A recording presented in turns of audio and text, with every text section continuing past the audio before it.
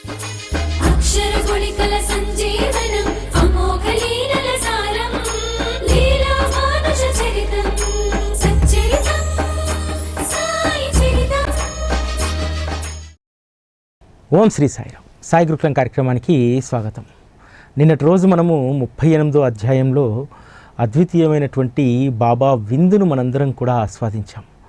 బాబా తన భక్తులపై ఉన్నటువంటి ప్రీతితోటి ప్రేమతోటి ఎలా వారు వంట వండేవారు, వడ్డించేవారు, ఎంత ఆప్యాయంగా భక్తులకు ప్రసాదపు పళ్ళాల్లో నుంచి వచ్చినటువంటి పదార్థాలన్నింటినీ కూడా ఏ విధంగా వడ్డించేవారు అనేటువంటి దాని గురించి వివరిస్తూ చివరన ఒక విషయాన్ని హేమాడ్ పంత్ రాస్తారు.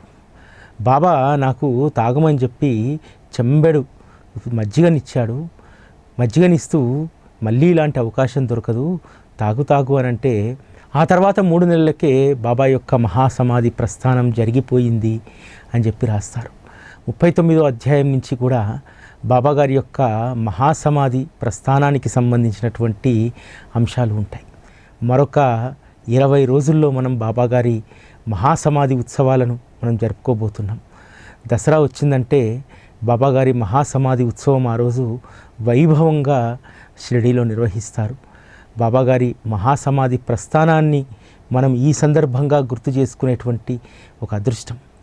బాబా ఏ మిషతోటి కార్యక్రమాలను ప్రారంభింపజేస్తారు, ఏ లక్ష్యంతో ప్రారంభింపజేస్తారనేటువంటిది వారికి మాత్రమే తెలుసు.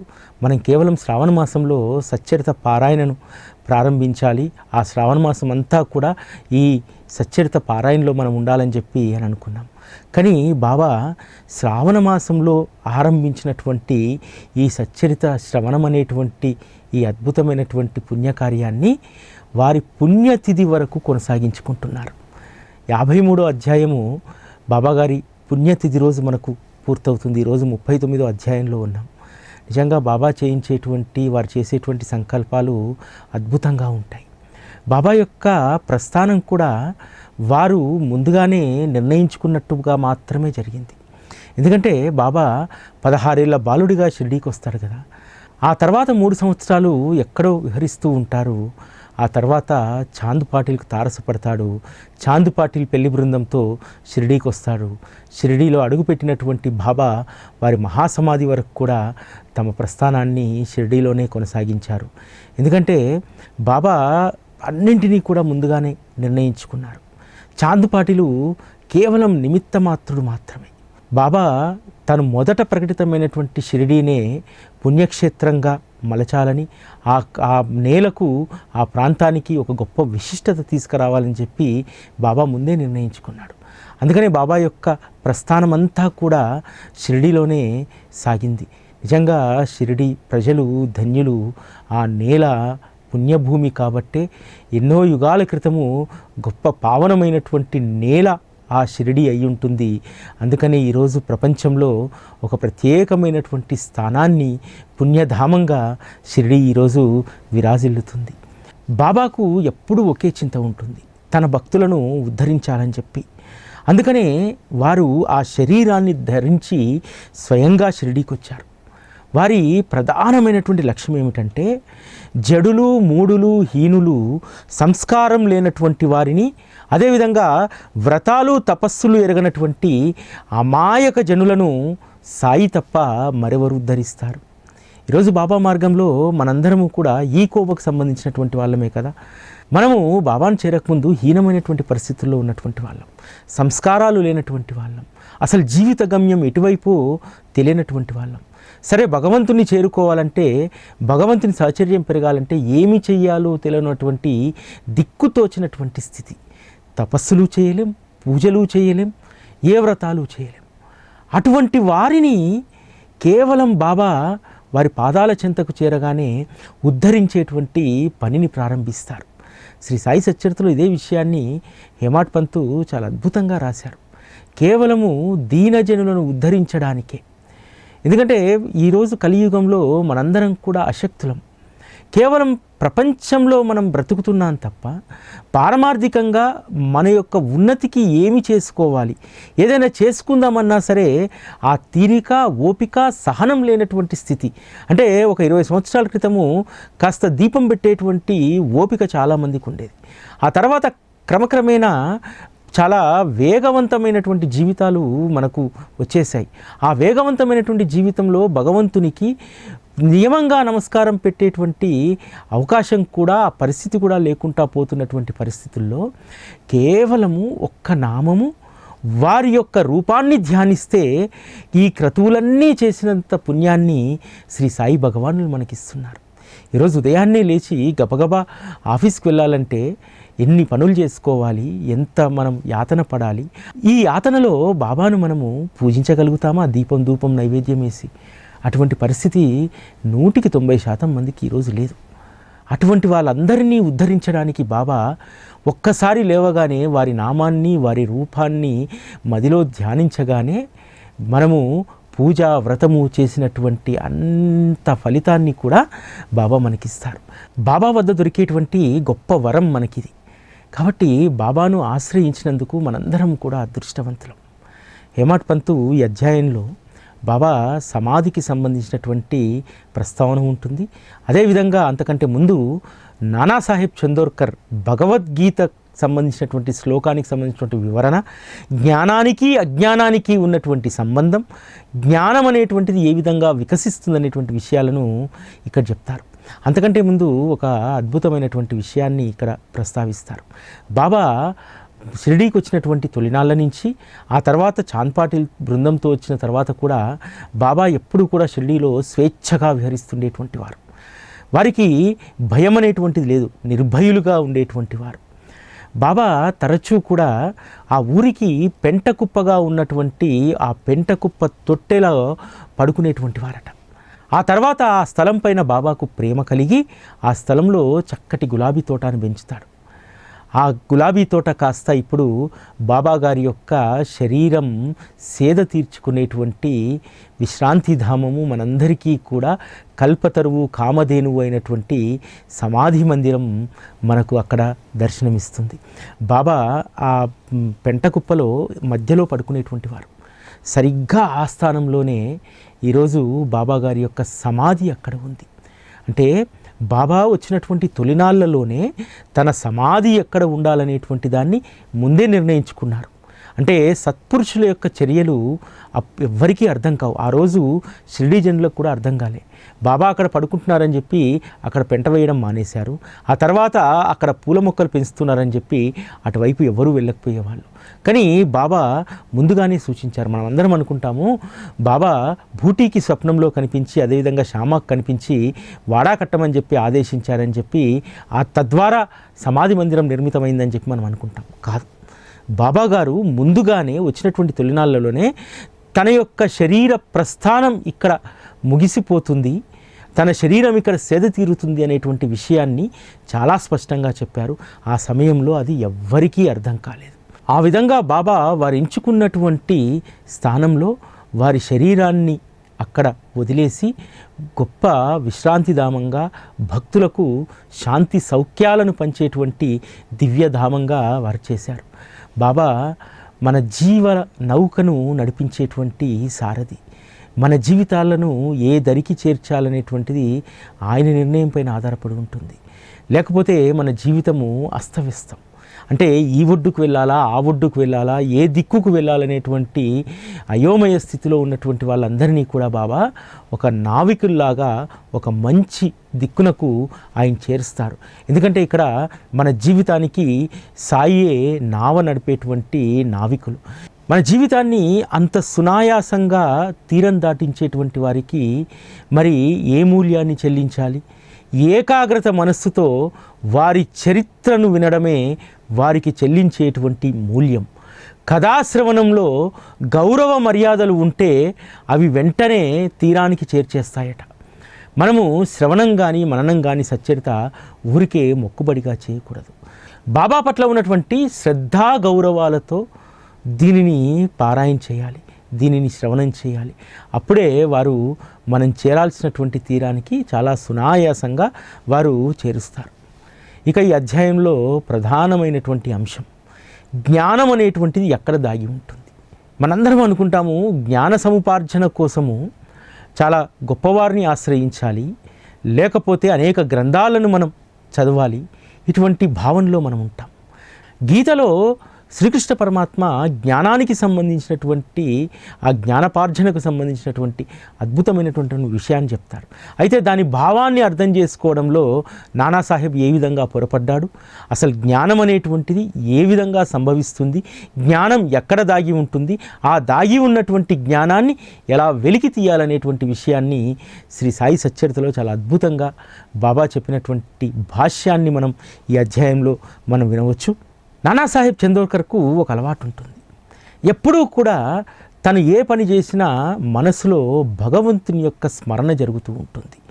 అనేక గ్రంథాలలో ఉన్నటువంటి పద్యాలను వల్లవేస్తూ ఉంటారు.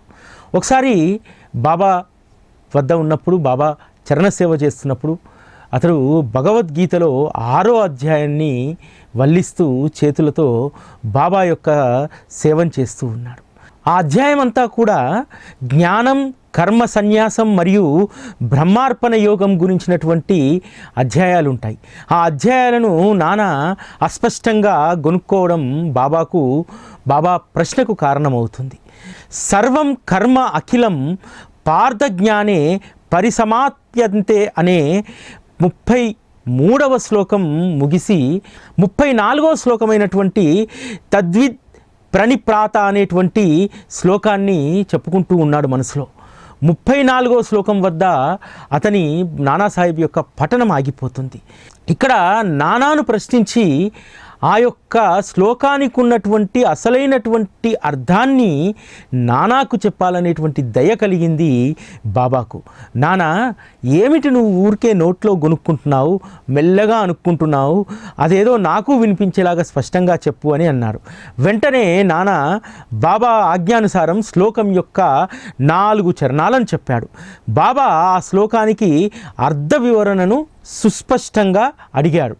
నానాసాహెబు మనసులో అనుకుంటాడు, భగవద్గీత వచనాలు విశదీకరించి అర్థం చేసుకోవడం చాలా కష్టమైనటువంటిది. ఈ శ్లోకంలో ఉన్నటువంటి పదాలు బాబాకు ఎలా అర్థమయ్యాయి? అదేవిధంగా సంస్కృత పరిజ్ఞానం కోసం ఎప్పుడూ కూడా బాబా ఎటువంటి సాధన చేయలేదు. అటువంటిది బాబా ఎలా దీన్ని అర్థం చేసుకోగలుగుతున్నాడని చెప్పి అతను శ్లోకంలో ఉన్నటువంటి భావాన్ని చెప్పడం ప్రారంభిస్తాడు. అతడు వల్లించినటువంటి శ్లోకము త్వద్విత్ పనిప్రాతేన పరిప్రశ్నేన సేవయ ఉపదేక్షంచింతే జ్ఞానం జ్ఞానినం తత్వదర్శనం అనేటువంటిది ఆ శ్లోకం. ఇది గీతలో ఉన్నటువంటి మూల శ్లోకం. దీనిని అనేక టీకాకారులు, భావ్యకారులు వ్యాఖ్యానించారు. వీరందరి అభిప్రాయం కూడా ఒకటే. నానా కూడా బాగా శ్రవణం చేశాడు కాబట్టి గీతా భాష్య పారంగతుడైనటువంటి తనకు తెలిసినటువంటి శ్లోకం యొక్క అర్థాన్ని ప్రతిపదార్థంగా చెప్పసాగాడు. అన్వయ అర్థాన్ని మనసులో ఆలోచించుకొని నానా రసభరితంగా మధురమైనటువంటి వాక్కుతో వినయంగా శ్లోకాన్ని మనవి చేయసాగాడు.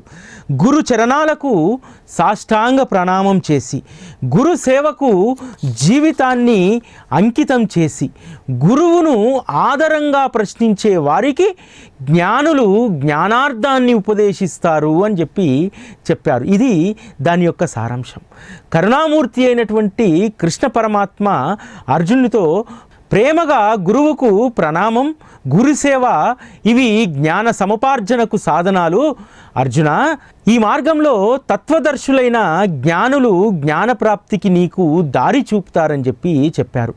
ఇది నాకు తెలిసిన శ్లోకం యొక్క అర్థము అని చెప్పి శంకర భాష్యము, ఆనందగిరి, శంకరానంద, శ్రీధర, మధుసూదన, నీలకంఠ వీరంతా భగవానుని యొక్క వచనాలకు ఇచ్చినటువంటి అర్థం ఇదేనని చెప్పి నానా వ్యాఖ్యానించారు. సాయి సమర్థులు 2 చరణాల అర్థాన్ని సమ్మతించారు. తర్వాత సగం శ్లోకానికి బాబా ఏమి అర్థం చెప్పారంటే అప్పుడు అంటారు, నానా 3వ చరణాన్ని మరలా చక్కగా సరిగ్గా చూడు. జ్ఞానం అనేటువంటి పదానికి వెనకాల అవగ్రాహం ఉంది, దానిని కలిపి అర్థం చూడు అని అంటారు.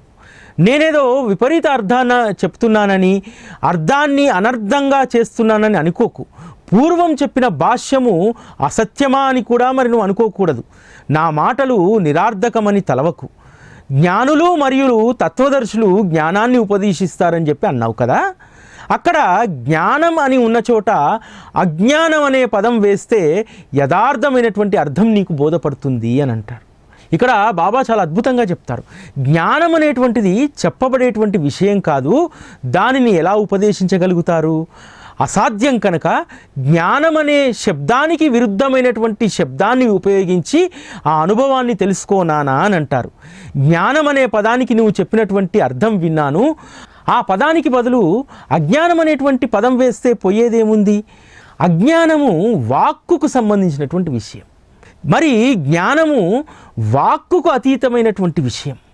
గర్భానికి చుట్టూ ఉన్నటువంటి మావి వలె, అద్దం మీద ధూళి వలె, అగ్ని కప్పిన బూడిద వలె జ్ఞానాన్ని అజ్ఞానం కప్పివేస్తుంది. అజ్ఞానంతో జ్ఞానం కప్పబడి ఉంటుంది అని గీతలో భగవంతుడు చెప్పాడు. అందువలన అజ్ఞానాన్ని తొలగిస్తే స్వభావ సిద్ధంగా ఉన్నటువంటి జ్ఞానం ప్రకాశిస్తుంది. నాచుతో కప్పబడ్డటువంటి శుద్ధమైనటువంటి నీరు వలె జ్ఞానం స్వతహాగా సిద్ధంగా ఉంటుంది. నాచు తొలగించి బుద్ధిమంతుడికి శుభ్రమైనటువంటి నీరు లభిస్తుంది. సూర్యచంద్రులు ఎప్పుడూ కూడా ప్రకాశవంతంగా ఉంటారు. కొన్ని సమయాల్లో రాహుకేతువులు వాళ్ళకు అడ్డు వచ్చినప్పుడు వారు మనకు కనిపించరు. కానీ సూర్యచంద్రులు ఎప్పుడూ కూడా అదే ప్రకాశంతో ఉంటారు.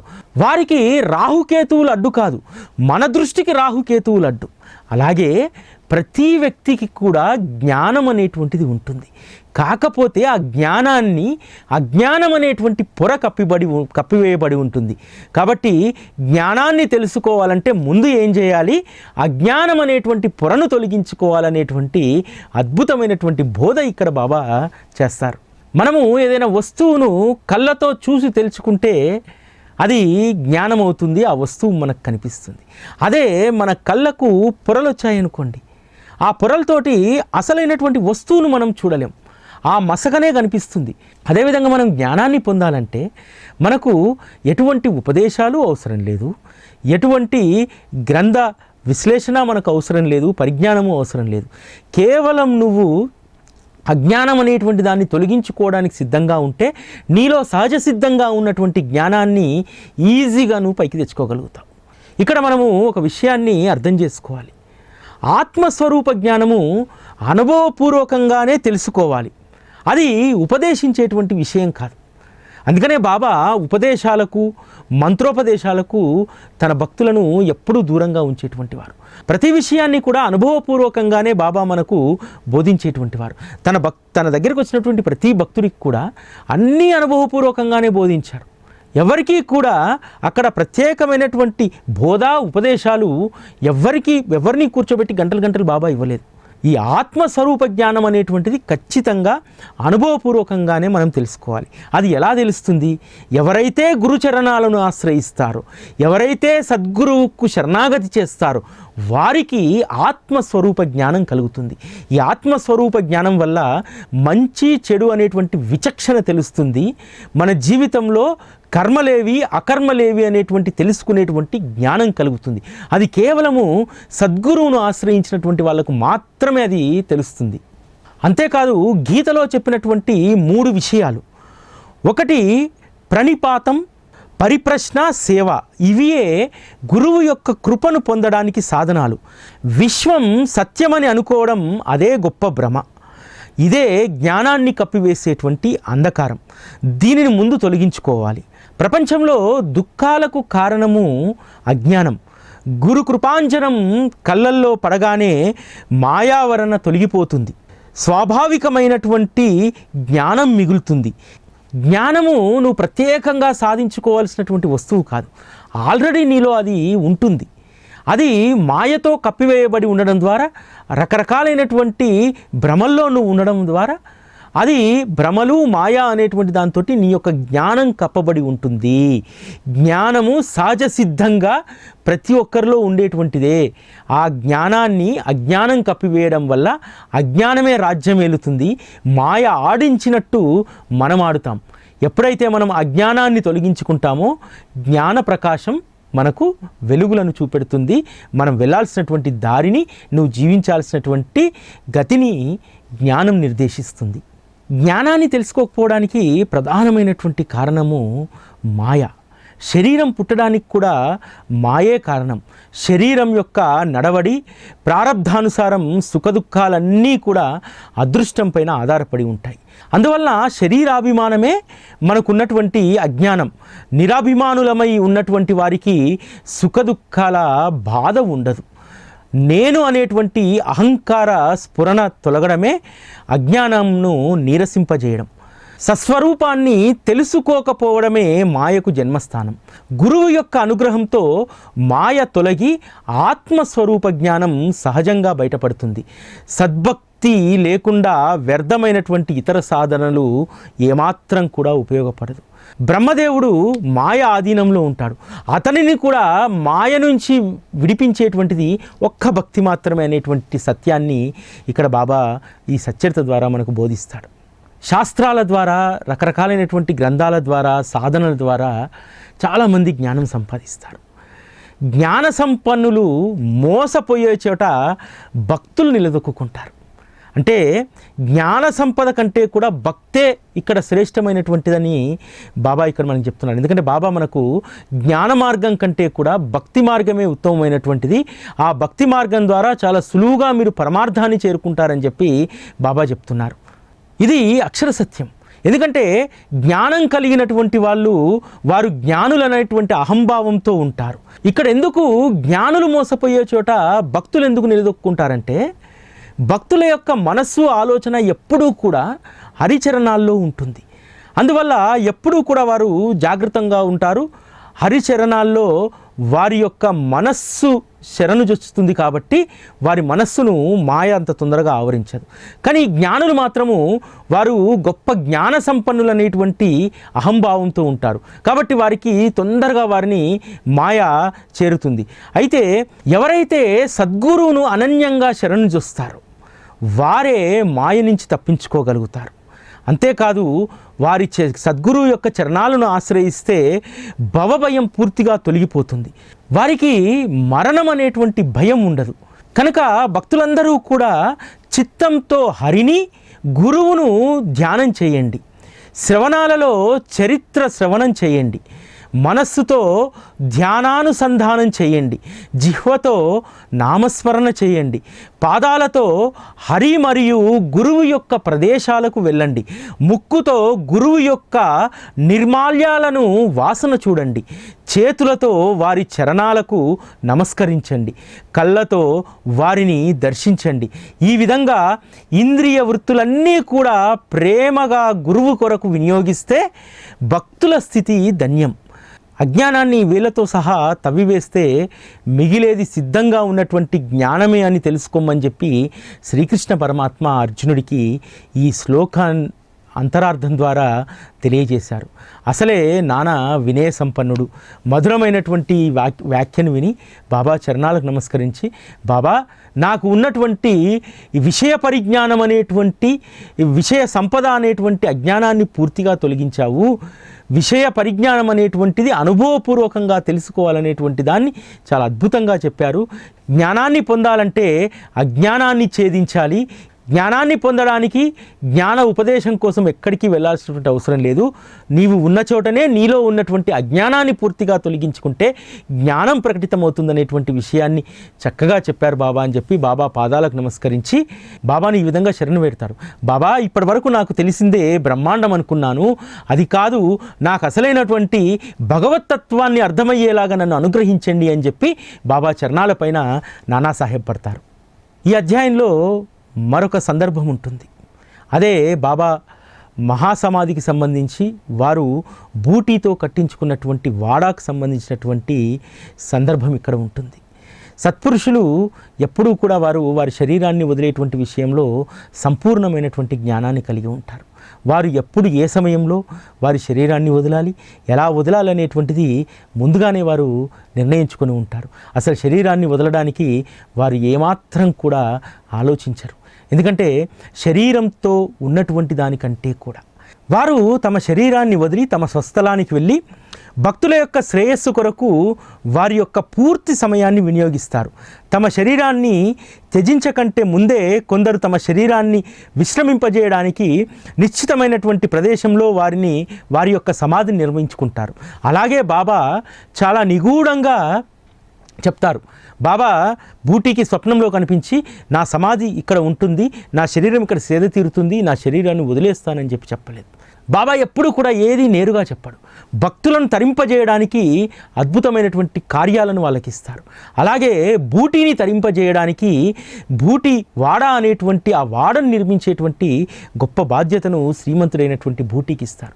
బూటీ బాబా పట్ల అనన్యమైనటువంటి భక్తి కలిగినటువంటి వారు. అంతేకాదు బాబా ముందు పల్లెత్తు మాట కూడా మాట్లాడేటువంటి వారు కాదు. బాబా ముందు ఎప్పుడూ కూడా మౌనంగా కూర్చొని వారు చెప్పేటువంటి విషయాలను మాత్రమే ఆలోచించేటువంటి వారు. బాబాకు కూడా బూటీ అంటే ఎంతో ఇష్టం. అందుకనే తనకు సమయం చిక్కినప్పుడల్లా కూడా బాబా వద్దే ఉండాలని చెప్పి నాగ్పూర్ శ్రీమంతుడైనటువంటి బూటీ అనుకునేటువంటి వారు. అందుకోసము షిరిడీలో ఒక స్థిర నివాసాన్ని ఏర్పాటు చేసుకోవాలని చెప్పి తన కుటుంబంతో సహా వచ్చి షిరిడీలోనే గడపాలని చెప్పి అనుకున్నాడు. షిరిడీలో ఒక స్థలాన్ని కొని అక్కడ భవనాన్ని నిర్మించుకొని స్వతంత్రంగా అక్కడే నివసించాలని చెప్పి అతనికి ఆలోచన కలిగింది. బూటీ యొక్క మదిలో నాటినటువంటి ఆ బీజము ఈరోజు మహావృక్షమై అది మనందరికీ కూడా సేద తీర్చేటువంటి సమాధి మందిరంగా మారింది. అసలు ఈ సమాధి మందిర నిర్మాణం ఎలా ప్రారంభమైందో ఇక్కడ హేమాడ్ పంత్ చాలా చక్కగా వివరిస్తారు. ఒకరోజు దీక్షిత్ వాడలో పరుపు పైన నిద్రిస్తుండగా బూటీకి ఒక స్వప్నం వస్తుంది. బాబా స్వప్నంలో దర్శనమిచ్చి ఇక్కడ ఒక వాడా కడితే మనందరము కూడా అక్కడ హాయిగా గడపవచ్చు అని చెప్పి అని అంటారు. తను స్వప్నం గురించి ఆలోచించుకుంటూ ఉంటే పక్కపైన పడుకున్నటువంటి మాధవరావు దేశపాండే నిద్రలో ఎక్కి ఏడుస్తుంటాడు. వెంటనే బూటీ గట్టిగా అతన్ని తడిమి లేపుతాడు. లేపి కూర్చున్న తర్వాత ఎందుకు ఏడుస్తున్నావు అని చెప్పి బూటీ అడుగుతాడు. బాబా నాకు స్వప్న దర్శనం ఇచ్చి ఒక వాడాను కట్టమన్నాడు, నేనేమో పేదవాణ్ణి, నా కుటుంబ పోషణే కష్టము, వాడా ఎలా కట్టాలంటే బూటీ అప్పుడు సంతోషంగా చెప్తాడు. బాబా నాకు కూడా ఇదే రకమైనటువంటి దృష్టాంతాన్ని ఇచ్చారు, స్వప్నంలో నాకు ఇదే చెప్పారు, కాబట్టి మనము బాబా స్వప్నంలో ఆదేశించినట్టుగా ఒక భవన నిర్మాణానికి సంబంధించినటువంటి బ్లూ ప్రింట్ ఒకటి తయారు చేద్దామని చెప్పి బ్లూ ప్రింట్ తయారు చేసి కాకాసాహెబ్ దీక్షిత్కి అది చూపెడతారు. కాకాసాహెబ్ దీక్షిత్ ఇది బాగా ఉందని చెప్పి మర్నాడు ఉదయము ఈ ముగ్గురు కలిసి బాబా వద్దకు వెళ్తారు. బాబా ప్రేమగా శ్యామా ముఖాన్ని చూడసాగుతారు. శ్యామ అంటారు, దేవా ఇదేమిటి ఈ లీల, మాకు అర్థం కాదు, మమ్మల్ని ప్రశాంతంగా కనీసము నిద్ర కూడా పోనివరా, నిద్రలో కూడా మమ్మల్ని ఊరికనే ఉంచరా. శ్యామ మాట విని బాబా తమ చెవులపై చెయ్యి ఉంచుకొని మేము మా స్థలంలో ఉంటే ఎవరెవరు ఏదో అంటున్నారని చెప్పి అని అంటారు. బూటీ వాళ్ళందరూ కూడా నిర్ణయించినటువంటి ప్లాన్ను బాబాకు చూపెడతారు. బాబా వెంటనే భవనం నిర్మించడానికి అనుమతిస్తారు. మాధవరావు ఇందుకు నడుం బిగించారు. క్రింద భూగృహం తయారైంది, అతని చేతులతో బావి కూడా తయారైంది. అలా నిర్మాణం జరుగుతుంటే అసలు పని రోజు ఎంతవరకు జరుగుతుందని చెప్పి బాబా లెండీకి వెళ్ళి వచ్చేటప్పుడు ఆ భవనం దగ్గర ఆగి కిటికీ ఇటువైపు పెట్టండి, ఇటువైపు ఇంకొక దర్వాజా పెట్టండి, తూర్పు దిక్కుగా మీకు మండపాన్ని పెట్టండి, ఈ విధంగా అన్ని సూచనలు చేస్తూ వస్తుండేటువంటి వారు. అక్కడ ఉన్నటువంటి వారు కూడా బాబా వచ్చి అప్పుడప్పుడు పనిలో సహాయం చేస్తుంటే అక్కడ ఉన్నటువంటి వాళ్ళు కూడా కాస్త ఉత్సాహంగా పనిచేస్తూ చాలా త్వరగా బూటీ వాడకు సంబంధించినటువంటి పనులన్నీ కూడా చకచక సాగుతూ ఉంటాయి. ఈ భవనానికి సంబంధించినటువంటి ప్లాను, దాని ఎగ్జిక్యూషన్ అంతా కూడా బాపు సాహెబ్ జోగ్కు అప్పగిస్తారు. జోగు పీడబ్ల్యూడి పబ్లిక్ వర్క్స్ డిపార్ట్మెంట్లో బిల్డింగ్ కట్టించడం, రోడ్లు వేయించడం ఆ పనుల్లో నిష్ణాతుడు కాబట్టి ఆ పనిని అతనికి అప్పగిస్తారు. ఇక్కడ బాబా బూటీకి శ్యామాకు ఇద్దరికీ ఒకే రకమైనటువంటి స్వప్నాన్ని ఇవ్వడానికి గల కారణం ఏమిటంటే బూటీ డబ్బు పెట్టగలుగుతాడు కానీ నిలబడి పని చేయించుకోలేడు. అతను డబ్బు పెట్టాలి, శ్యామ అక్కడ అధికారిగా నిలబడి ఆ పనులన్నీ కూడా చేయించాలి చకచక. కాబట్టి డబ్బు బూటీ పెట్టాడు, ఆ పనిని సవ్యంగా చేయించడానికి శ్యామ ముందు నిలబడ్డాడు. అందుకనే బాబా ఇద్దరికీ ఒకే రకమైనటువంటి స్వప్నాన్ని ఇచ్చాడు. ఆ తర్వాత పనులు సాగుతున్నటువంటి సందర్భంలో బూటీకి ఒక ఆలోచన వస్తుంది. ఇక్కడ ఒక గర్భాలయాన్ని నిర్మించి అందులో మురళీధరుని యొక్క విగ్రహాన్ని స్థాపించాలని చెప్పి అతని మనసుకు దోచింది. అతనికి సంకల్పం కలిగింది, కానీ బాబా అభిష్టాన్ని తెలుసుకోకుండా, గురువర్యుని యొక్క ఆజ్ఞ లేకుండా బూటీ ఏ కార్యాన్ని ఆరంభించాడు. ఇది అతని నిత్య నియమం. బాబా ఆజ్ఞ చాలా ముఖ్యం. వారి అనుమతి లేకుండా ఒక్క పనైనా కూడా బూటీ ఆరంభించేటువంటి వారు కాదు. మధ్య హాలు ఎందుకు? దాని అవసరమేముంది? రెండు వైపులా గోడల్ని లేపి మురళీధరుణ్ణి స్థాపన చేయవచ్చు. హాల్ను దేవాలయంగా రూపొందించాలని బాపు సాహెబ్ కోరిక. కానీ బాబా అనుమతిస్తేనే నిశ్చయంగా అమలు చేయాలి. అలా అని మాధవరావుతో ఈ విషయాన్ని చెప్తాడు. నువ్వు బాబా అభిప్రాయాన్ని తెలుసుకుంటే వారికి నచ్చిన విధంగా చేద్దామని చెప్పి బూటీ అంటారు. ఒకరోజు బాబా బయటికి వెళ్ళి వస్తుండగా భవనం సమీపిస్తారు. వచ్చినప్పుడు శ్యామ ఇలా అడుగుతారు, దేవా, హాల్లో రెండు గోడలు లేపి అక్కడ ప్రీతితో మురళీధరుడైనటువంటి కృష్ణమూర్తిని స్థాపిద్దామని చెప్పి బాపు సాహెబ్ బూటీ అంటున్నారు. మధ్య భాగంలో నలుచెదురుగా అరుగును నిర్మించి అక్కడ ఒక సింహాసనాన్ని అమర్చి దానిపైన మురళీధరుణ్ణి స్థాపించాలనేటువంటిది బూటీ ఉద్దేశం. అప్పుడు వాడా శోభాయమానంగా మారుతుంది అని చెప్పి బాబా దృష్టికి తీసుకొస్తాడు. అప్పుడు బాబా సంతోషంగా సరే అన్నారు. దేవాలయం పూర్తయ్యాక మనమే ఇక్కడ ఉండడానికి వస్తాం. బాబా బంగ్లా వైపు దృష్టి సారించి, బంగ్లా పూర్తి అయ్యాక మన కోసమే ఉంచుకుందాం, మనమందరము ఇక్కడే మాట్లాడుకుందాం, పరస్పరం ప్రేమగా కౌగిలించుకొని ఆడుకుందాం, సుఖంగా ఆనందాన్ని అనుభవిద్దామని చెప్పారు. అప్పుడు మాధవరావు బాబాతో అంటారు, బాబా, ఈ మందిర నిర్మాణానికి మీ అనుమతి నిశ్చయమైతే దేవా, పునాదికి ముహూర్తం పెట్టనా అని అంటారు. దేవా, ఈ సమయం మంచిదేనా, కొబ్బరికాయ తెచ్చి కొట్టనా అని శ్యామ అడుగుతాడు. కొట్టు అని చెప్పి బాబా చెప్పగానే తెచ్చి వెంటనే కొబ్బరికాయ కొట్టేసి ఆ మందిర నిర్మాణానికి శ్రీకారం చుడతారు. విగ్రహాన్ని తయారు చేయించడానికి ఒక శిల్పికి పని అప్పగిస్తారు. ఆ తర్వాత బాబాకు అంతిమ సమయం ఆసన్నమైందని చెప్పి బూటీ బాధపడసాగుతాడు. ఇంతగా నేను డబ్బు వెచ్చించి వాడా కడితే బాబా ఇందులోకి గృహప్రవేశం జరగకముందే వారు శరీరాన్ని వదిలి వెళ్తే ఈ వాడా నిర్మించి ఏం లాభము, బాబా వెళ్ళిపోతే ఇక నేను షిరిడీలో ఈ భవనం కట్టుకొని ఏం లాభము అని చెప్పి బాధపడుతూ ఉంటాడు. అక్కడ కృష్ణ పరమాత్మ కోసం నిర్మించదలపెట్టినటువంటి ఆ భూగృహమే బాబా శరీరం సేదతీరడానికి స్థలంగా నిర్ణయించబడుతుంది. ఆ తర్వాత బాబా యొక్క దేహాన్ని అక్కడ పెడతారు. బూటీ యొక్క భాగ్యం వల్ల బాబా తమ శరీరాన్ని అక్కడ పెట్టమని చెప్పి చివరి నిమిషంలో ఆజ్ఞాపిస్తారు. ఆ ఆజ్ఞ ప్రకారమే బాబా యొక్క శరీరాన్ని అక్కడ సమాధిలో ఉంచుతారు. ఈరోజు మనందరికీ కూడా దివ్యమైనటువంటి క్షేత్రంగా బూటీవాడ మారింది. బూటీవాడయే బాబాకు విశ్రాంతి ధామమైంది, మనందరికీ కూడా శాంతి సౌఖ్య ధామమైంది. ఆ విధంగా బూటీవాడను బాబా స్వయంగా ఆజ్ఞ ఇచ్చి నిర్మించుకొని తమ సమాధి ఎలా ఉండాలి, ఎక్కడ భూగృహం నిర్మించాలి, ఎక్కడ మురళీధరుని కోసం గద్దెను కట్టాలనేటువంటి దానికి వారు ఉండగానే తనకెంతో ఇష్టమైనటువంటి కొడుకు లాంటి శ్యామతోటి కొబ్బరికాయ కొట్టించి ఆ మందిర నిర్మాణానికి శ్రీకారం చుట్టారు. ఇక మనం రేపు 40వ అధ్యాయాన్ని శ్రవణం చేద్దాం. ఓం శ్రీ సాయిరామ్.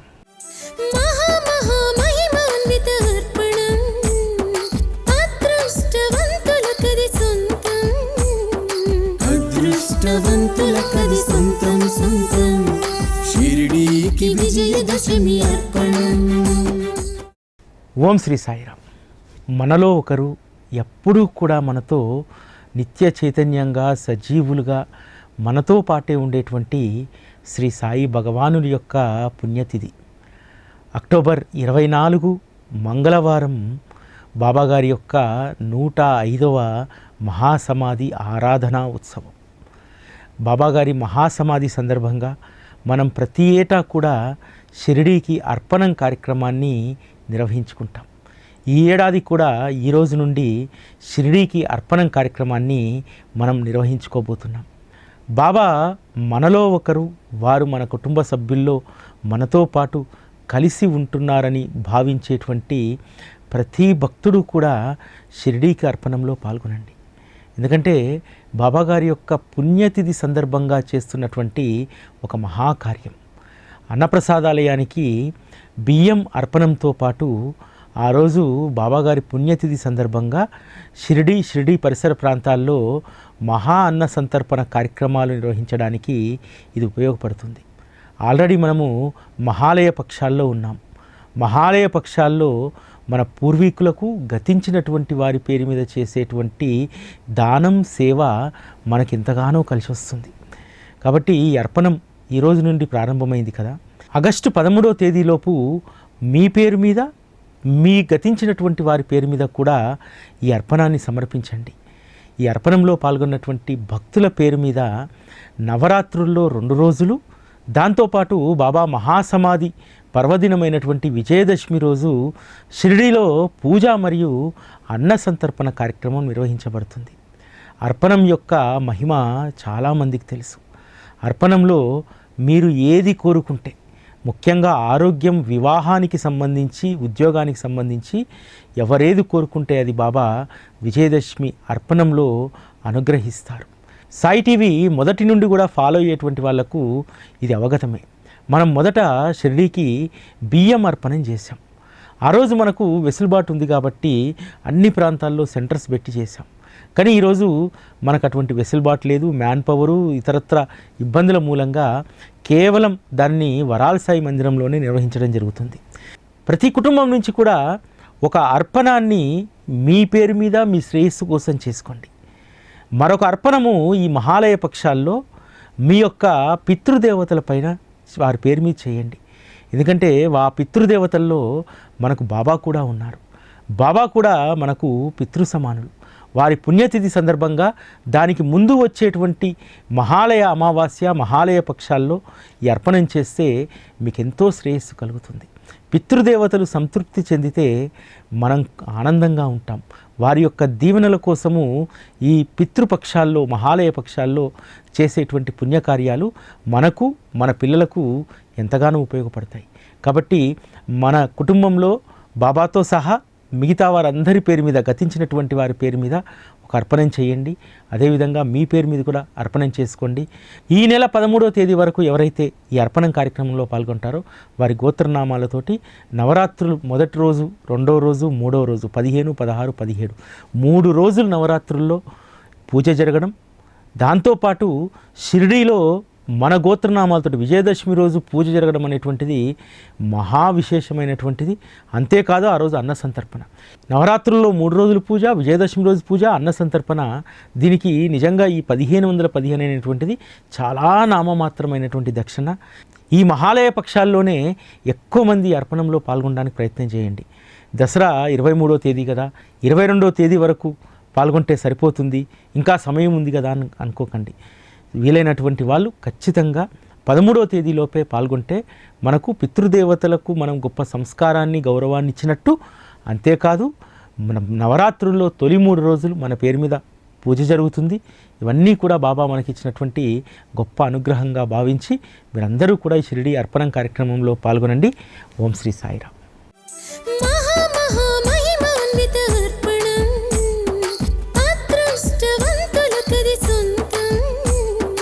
అదృష్టవంతులకది సొంతం సొంతం షిరిడీకి విజయదశమి అర్పణం.